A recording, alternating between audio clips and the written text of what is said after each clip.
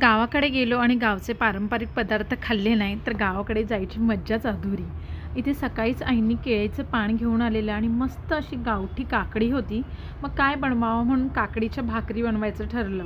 काकडी मस्त किसून घेतली आणि किसल्यानंतर त्यामध्ये गूळ घातला, तांदळाचं पीठ घातलं आणि थोडीशी एक वाफ येऊन दिली.